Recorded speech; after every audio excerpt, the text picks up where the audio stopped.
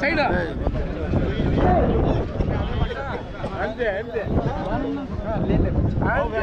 కడుపులు కానిచ్చుకోతాడు బాగా సైడ్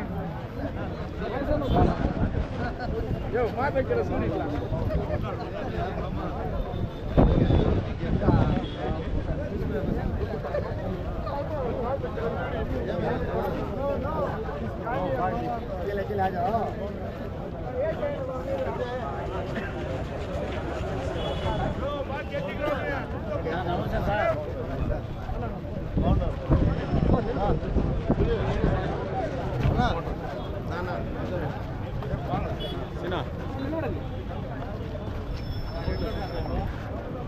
నీ బండి నువ్వు ఎత్తుకొని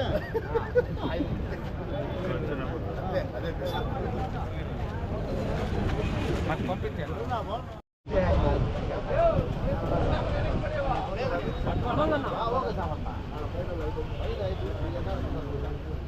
जोहार వైఎస్ఆర్ जोहार వైఎస్ఆర్ जोहार వైఎస్ఆర్ जोहार వైఎస్ఆర్ జై జగన్ జై జగన్ జై జగన్ వెంకటగౌడ నాయకత్వం వర్ధిల్లాలి వెంకటగౌడ నాయకత్వం వర్ధిల్లాలి వెంకటగౌడ నాయకత్వం వర్ధిల్లాలి जोहार వైఎస్ఆర్ जोहार వైఎస్ఆర్ जोहार వైఎస్ఆర్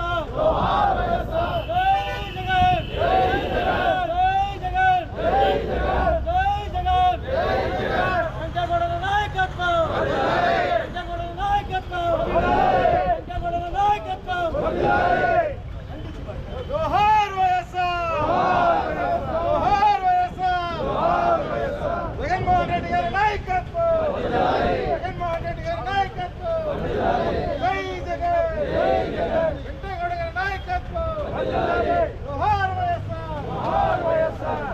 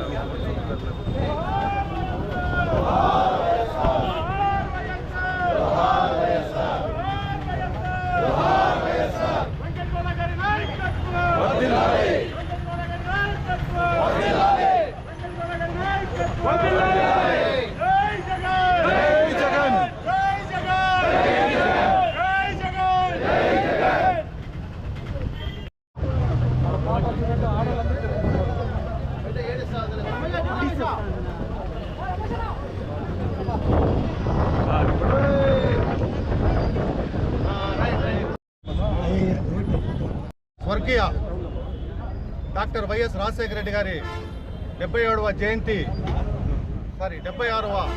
జయంతి ఉత్సవాల్ని వాడవాడలా ఒక పండుగ వాతావరణంలాగా ప్రజలందరూ ఒక ఉత్సాహంగా జరుపుకుంటున్నారు.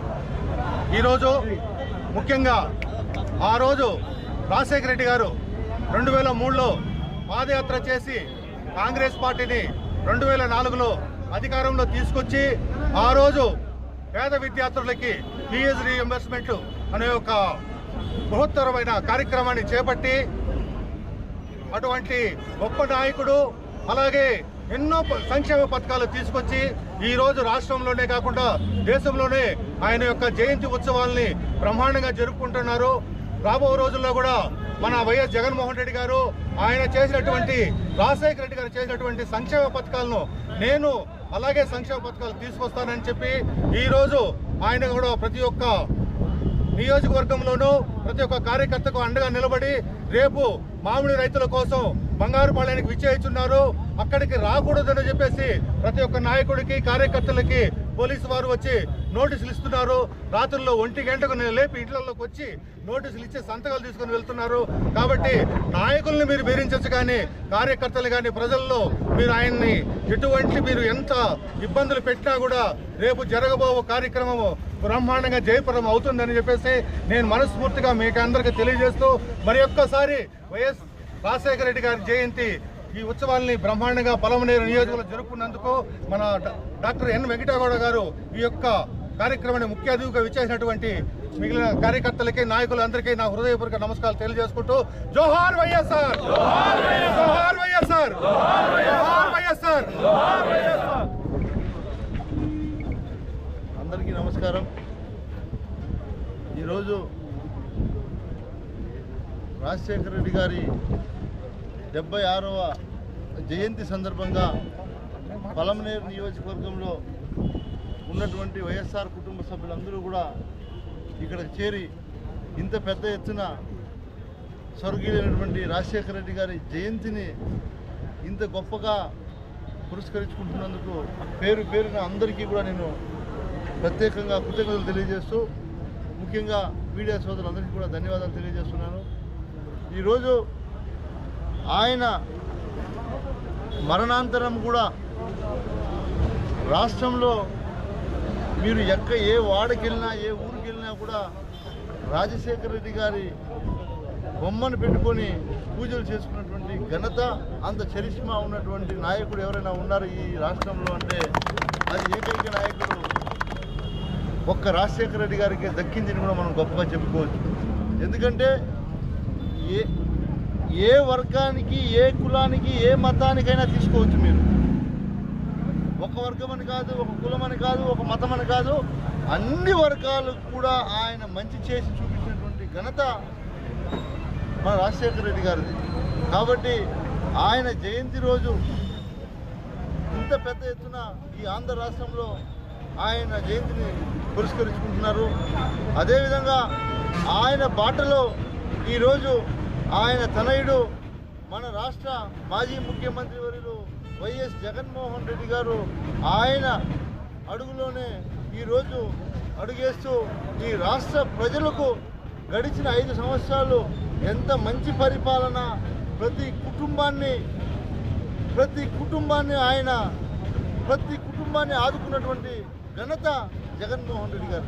ఎందుకంటే అనేక సంక్షేమ పథకాలు తీసుకొచ్చి మీరు చూస్తున్నారు. గత 5 సంవత్సరాల పాలనకు ఇప్పుడు ఉన్నటువంటి పరిపాలన సంవత్సరానికి ఎంత వ్యత్యాసం ఉందని ప్రత్యేకంగా చెప్పక్కర్లేదు, ప్రజలందరూ కూడా గమనిస్తున్నారు. అదే కాకుండా నిన్నటికి నిన్న మనం చూస్తూనే ఉన్నాం. జగన్మోహన్ రెడ్డి గారు 9వ తేదీ మామిడి రైతులను పరామర్శించాలని ఏదైతే పర్యటన కోసం వస్తున్నారో ఆ పర్యటనను కూడా అడ్డుకోవాలని కుట్రలు చేశారు. ఆఖరి క్షణాన పర్మిషన్ ఇవ్వడం జరిగింది.